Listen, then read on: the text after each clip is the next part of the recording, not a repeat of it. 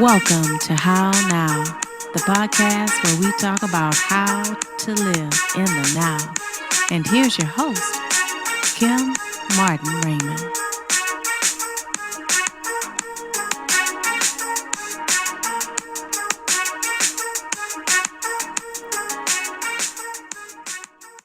Peace and blessings, love and light. This is Kim Martin-Raymond, host of the How Now podcast, where we talk about how to live in the now.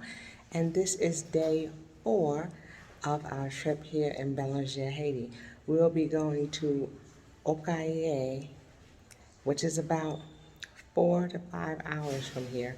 We'll be leaving shortly. It is 5 a.m. here, and we'll be going to an area where we will be providing some relief for some of the earthquake victims. On last week's show, we were at the College Nouveau Horizon de Cabaret, where we did our back to school fair and our health and wellness fair. There we were able to distribute backpacks. We were able to distribute flashlights and hygiene kits, as well as blood pressure and blood sugar screenings for the families. Our team did a phenomenal job of working hard and making sure that we got the information, the supplies, and the screenings done for all of our families. And as I said earlier, we're preparing for our trip to Au Cayes. We went by school bus, a small one, and it took us not 4 to 5 hours, but actually 9 hours to get there. Au Cayes is located in southwest Haiti, on the country's southern peninsula.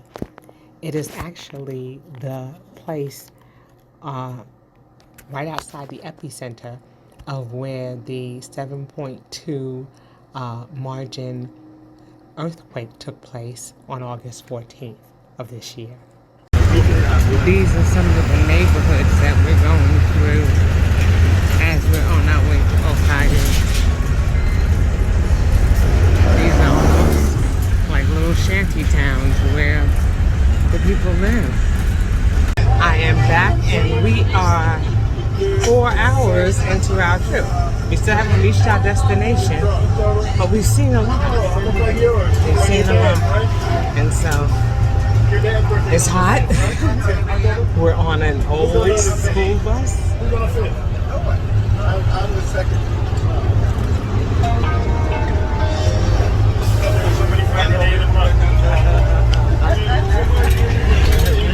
We're on the school bus and we're just making our way. Just enjoying the music,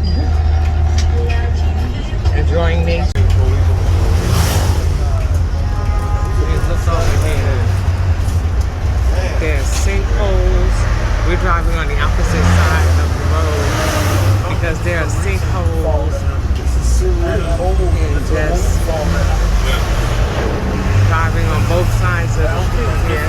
There's a divider, and you can't even get on the other side of the street. Not that one right there. That's a reach now. That's a reach in her hand. That's all.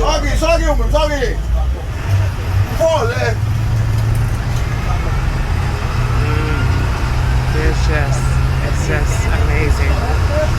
And we're being told that some of this is not earthquake. Some of this is just normal everyday stuff from 2010 that was never repaired. We're still on our trip, but we are up in the mountains. We are way up.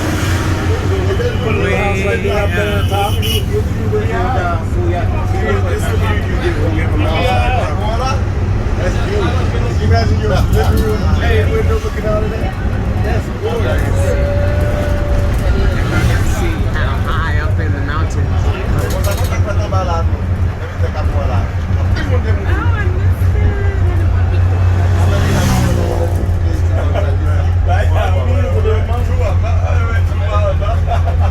Just getting a whole bunch of trees.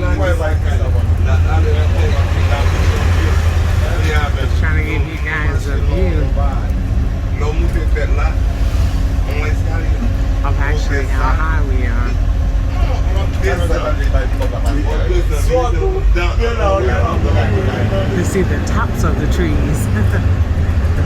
That shows you how high up we are. This is a long way.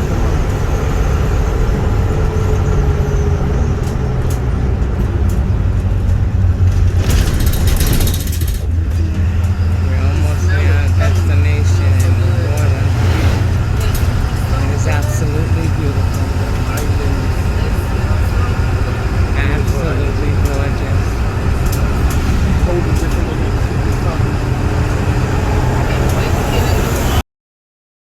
are now heading downhill, getting close to Au Cayes, which is the area we will be going to. So we were up in the mountains, and now we're going down into the area where Au Cayes is located. We're going to the home of the groundskeeper for Luther's home. And his family was affected by this earthquake. He hasn't seen them in almost a year. And he has 5 brothers who are here with their mom.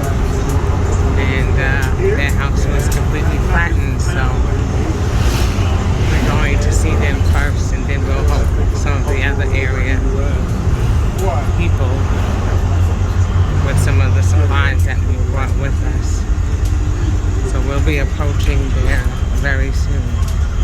Okay, we hit an area where we're at a little bit of a standstill. We were told that there is a house around this corner that has collapsed, and so they are trying to move the bricks out of the street to clear the street. So some of our guys, be careful, darling. All of y'all, they are heading over. They've got some work gloves, and they're going to go around the corner to go and help to move some of those bricks so that the path can be clear.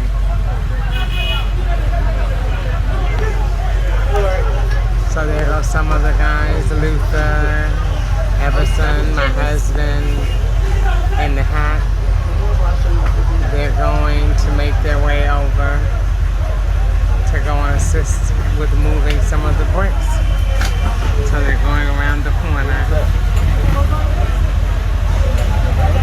They're going around the corner to assist. The guys were able to go and help move some of the bricks out of the way. They're coming back on the bus now. Yes.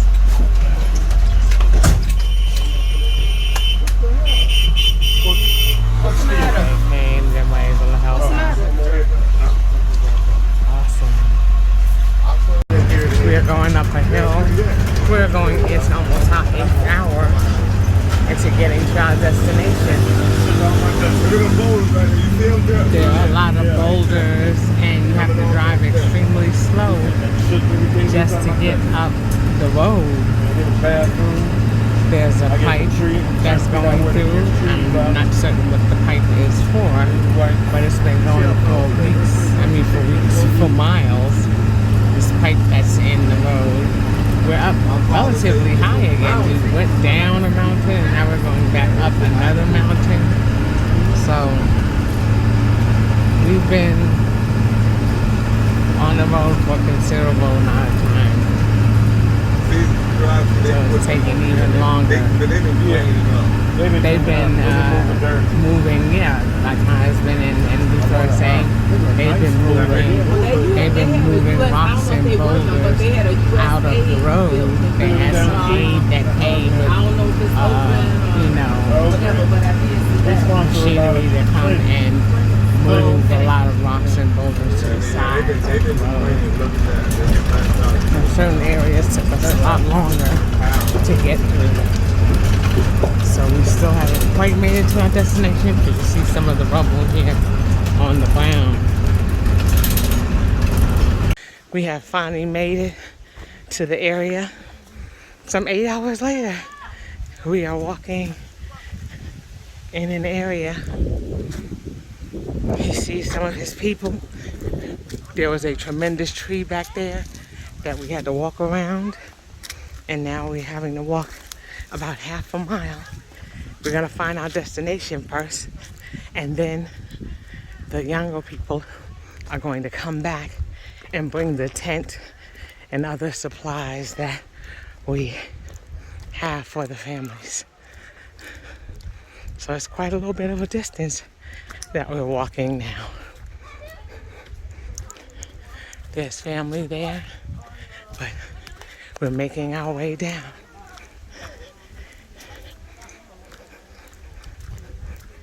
We're making our way to where his family is. This is where they are right now, sleeping on the floor. The home was completely totaled. Beef. Beef. Oh, in the pot too? Mm-hmm.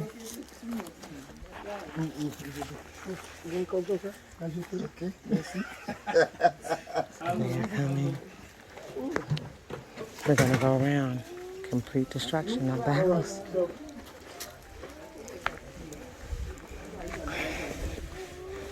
This is where they've been sleeping. We're at Simon Cafe. We're here to see what we can do.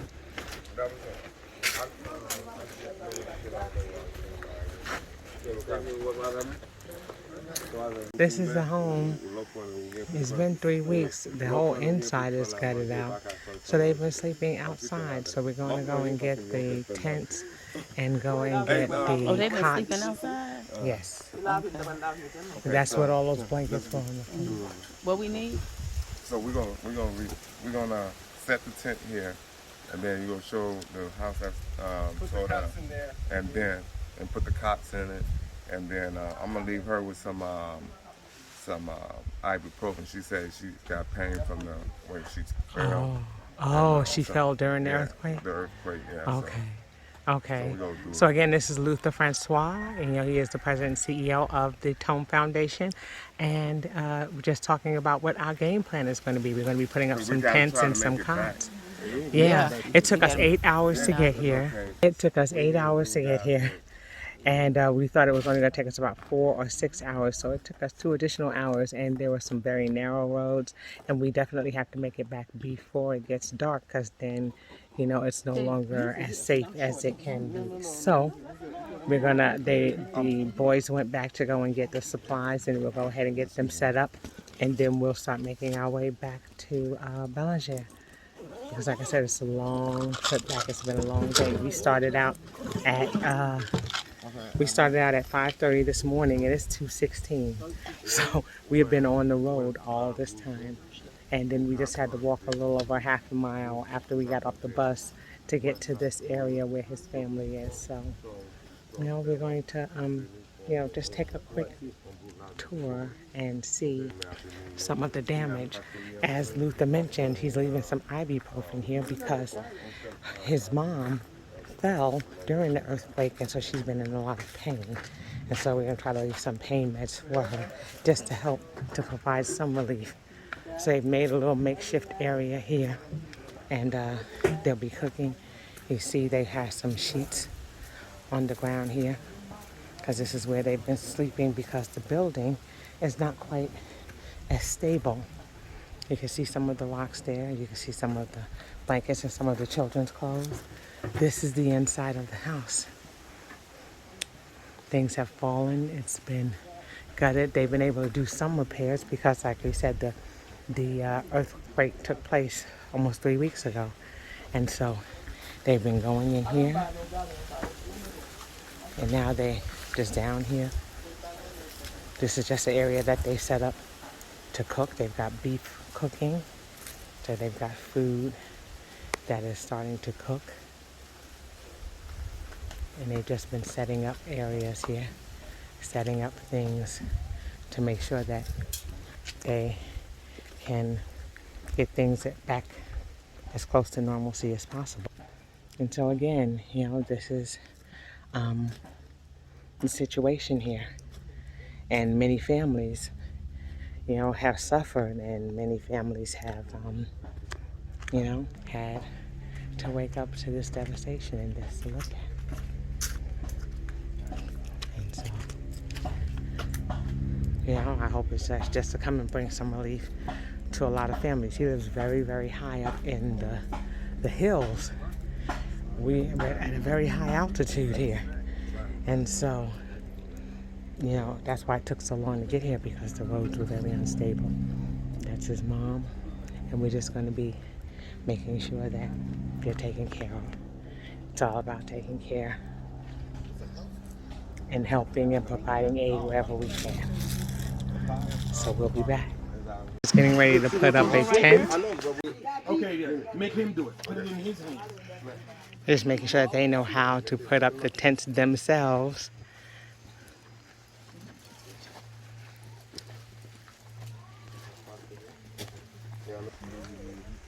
They almost have one tent up. And then making sure that the families know how to put the tents up too, so that we don't leave them, and if for some reason they fall over, they'll know how to put it back. The people who's going to sleep in it need to do it. They need to watch them and bring it back. It needs to be in their hands. I'm trying to make sure that the cot fits inside of the actual pots.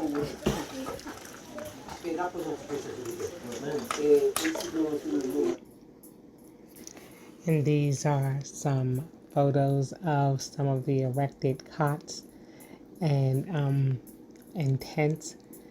We did several in the area, and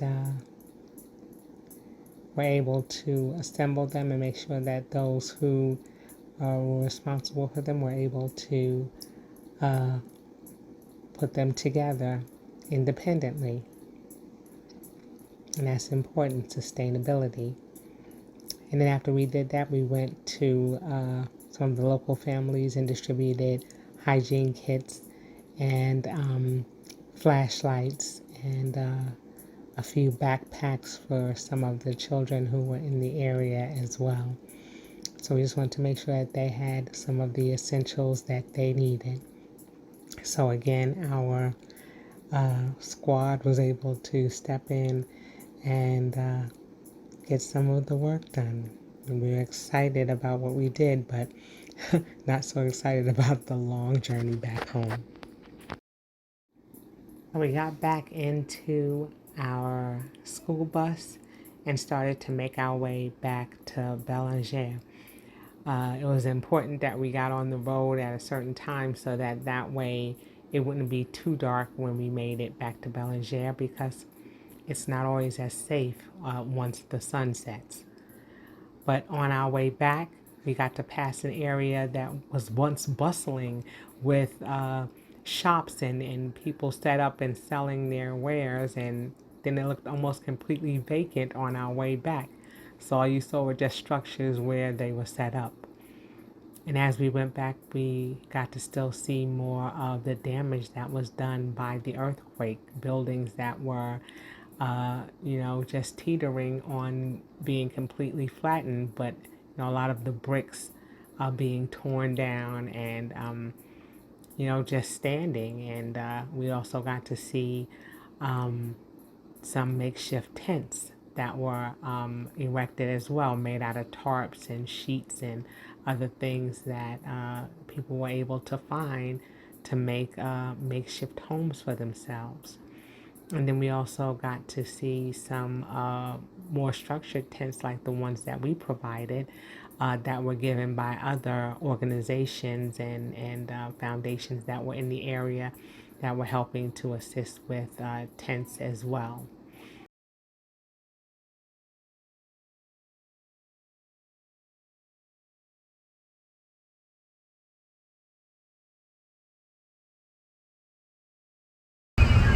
And we're back. We have been on our way back from our trip to Au Cayes. It is 7:39 at night. It is completely dark. We've seen several little areas where there's been smoke, where they've been burning garbage at night. So that's why it's so dark, and you can also smell a lot of smoke from garbage being burned. It's dark. It's not always necessarily as safe in certain areas, so we won't be filming much more after this. But, we successfully put up those tents. It was a long way down on the roads that were damaged on our way back down. So, it's just been a long ride. It took us 8 hours to get there, and it's taking us 8 hours to get back.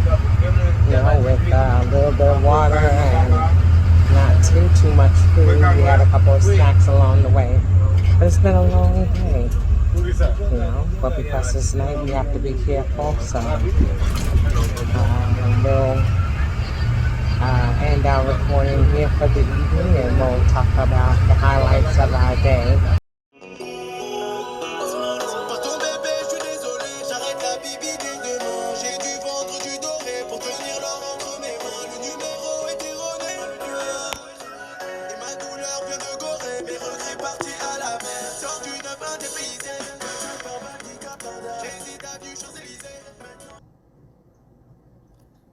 The next morning, after we safely arrived back from our trip to Au Cayes, we were greeted in the morning with this beautiful dish that is one of my favorites.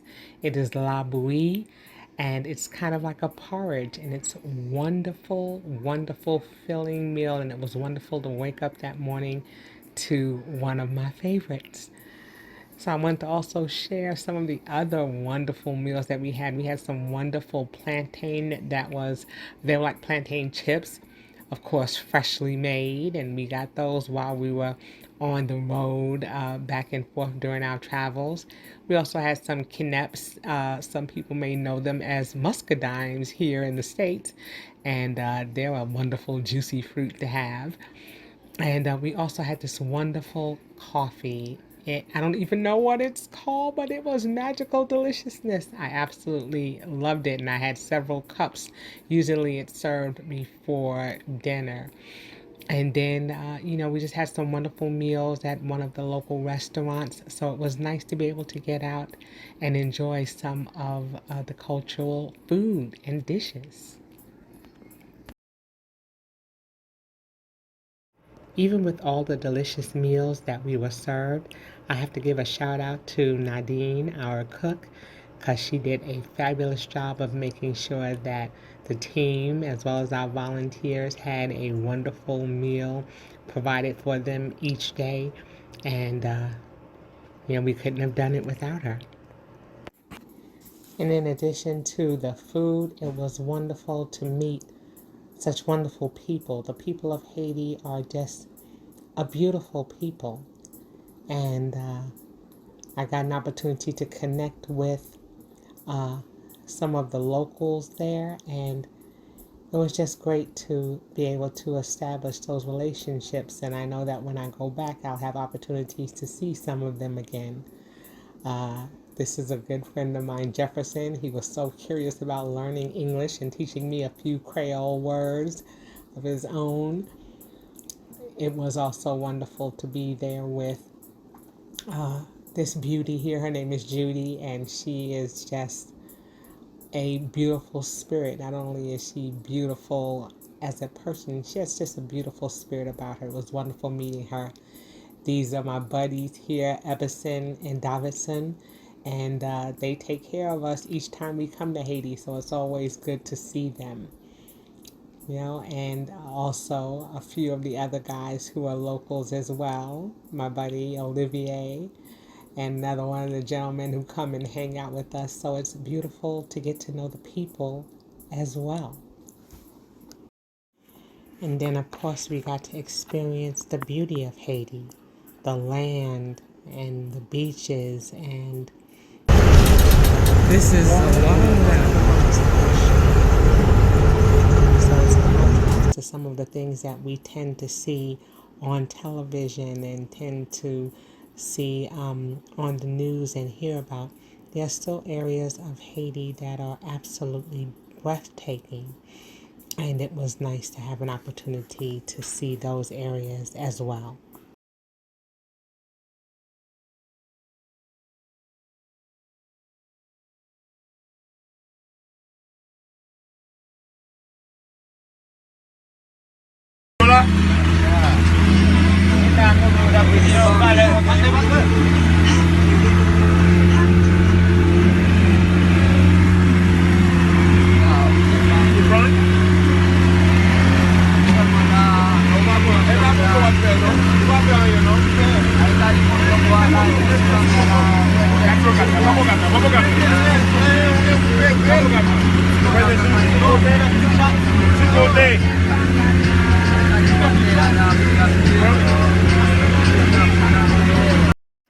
And just like that, it was time for our volunteers to head back to the States. But before they left, I had an opportunity to sit down with Steve Augustive and Lauren Brown to talk about their experience here in Haiti. Good morning. This is Kim Martin-Raymond, host of the How Now podcast, where we talk about how to live in the now. And our volunteers, Steve Augusta and Lauren Brown, will be leaving us shortly on their way back to the States. It's been a wonderful experience. We would have done a video of their departure, but unfortunately this morning we do not have power. So it is completely dark. They're having to leave early. And so we'll have a bit of a conversation with them just to ask them how their experience while they were here was. And here's what they had to say. Hello, my name is Steve Augusta. I'm first generation American. I'm Haitian American. My parents were born in Haiti. And I'm here with the TOME Foundation, or the TOME Foundation, and have basically had a wonderful experience. A little bit about my background. I've been to Haiti several times, and this country has suffered many catastrophic, whether it's hurricanes or whether it's earthquakes, whether political and even economic issues, put it in a position where help from the outside is needed, and the TOME Foundation has extended itself out to provide support. And my experience here has been kind of a dual experience, because I know Haiti for what it was in the past, and now to see it in such a state does affect my perspective of it. But the TOME Foundation has come down, and we've been able to provide support. I know in the past they've put up lights, they've provided for the schools, and so we've come back and provided for the schools, and just have been able to make a difference in some of the people's lives here. And it's been a good thing, a sense of fulfillment to see that you can make a difference. And then we also went out to Au Cayes, which is in the south of Haiti. It took us about 8 hours to get there and up a treacherous hill, but we were able to get there and provide support to a family and set up tents and provide cots, and unfortunately we were not able to spend a little more time with them because of the time constraint of travel. But we were able to make a difference even there. And so overall, my experience here in Haiti has been a positive one, because I know that I've made a difference in the lives of certain people. But it's just heart-wrenching to see a country that's so rich in resources to have a lot of people suffer and having to struggle. But I will definitely be back, because I know that I have investments here personally, but I also have an investment to the community and the people that we serve. Absolutely, absolutely. And it was wonderful having you here and having you be a part of the TOME Foundation and the process. And I know that it was nice for you to have an opportunity to see some of your family members while you were here, and for us all to go and to break bread with them, and to have a little time of fellowship with them. So, it was wonderful to come and do the work, but I'm sure it was wonderful to also be able to to reconnect with relatives here and to go and look at some of the land that belongs to your family, and that's just been a positive experience. I'm glad that it's been something positive for you, and that definitely you'll be back, and that you'll also do some additional things with the TOME Foundation. So we thank you so much for your time and for your efforts and for all that you've done, the great work that you've done while you were here. So we appreciate that. Thank you. Okay, all right. And next we have Lauren, and we'll just ask her to introduce herself as well. Good morning. My name is Lauren Brown, and this was my first trip to Haiti with the TOME Foundation. Mm-hmm. It was a great experience. I saw a beautiful land that had a lot of resources. I saw a lot of people that lived off the land, which I thought was beautiful. It's just like a lot of other countries. It has its positives and negatives. It has its poverty side, and it has its, I guess, upside. Yes, upscale side, yeah. Upscale side. So I was able to see them both. I had a great appreciation for the people here. I saw very strong people. Mm-hmm. I saw people that moved in a very calm manner when walking and taking care of their business. But I also saw very strong people, people that are willing to help one another limitlessly and ask nothing in return. And I thought that was just a wonderful sight. Down to the children, even children helping to do what they can in any aspect. It's just been great. It's been a real great experience. Yeah. It's been a really great experience, and I was glad I was able to give aid with the TOME Foundation and help the people and the people for the school, and looking forward to doing more for them. Right. Like I said, it was wonderful having you here as well, and it's interesting because when you come into a place that is unfamiliar and they speak a different language and there are certain things that are universal when you come and you talk to people, or you give a hug, or you give a smile, or it's all in your eyes, and that's something that's beautiful too, that you can have a communication even without necessarily knowing the language. Now, Lauren and I both have, the great pleasure of being here with relatives and with, my husband, my cousins, and with friends who were here to assist us in, bridging some of those language gaps that took place. But it's wonderful to be able to come and to see firsthand, the things that are going on in this community. And so, I thank you, Lauren, for taking time to come and to be a part of this experience and to be a part of, assisting in the aid. And, glad to know that it won't be your last time here.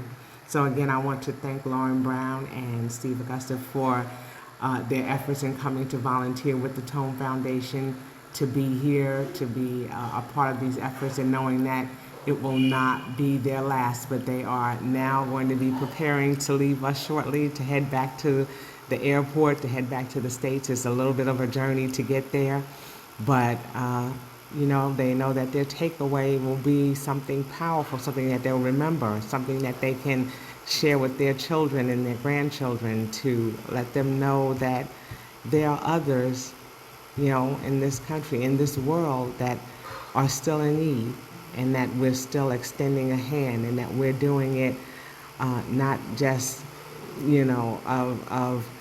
of our own fruition, but, through the grace of God. So we're just excited that they were here, wishing them travel mercies, and knowing that there's more to come. So again, we thank you, and we honor you.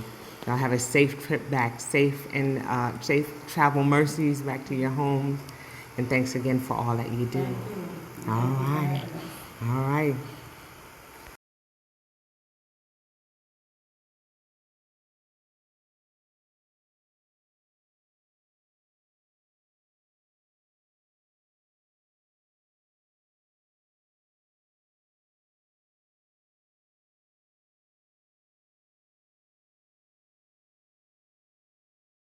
We are now heading out to the airport and about to leave our home here in Haiti.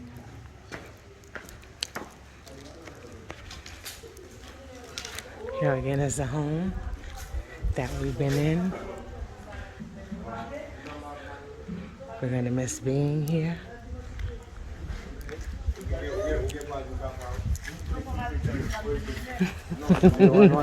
We'll see each other again. My friend Jefferson, wave.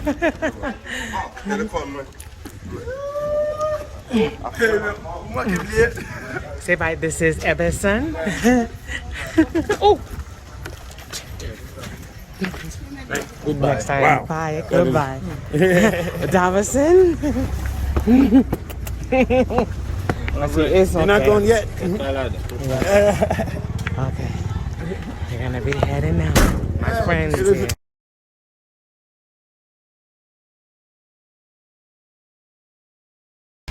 We are on our way to the airport.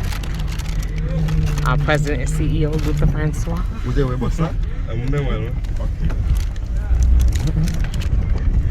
are on our way. Another journey done.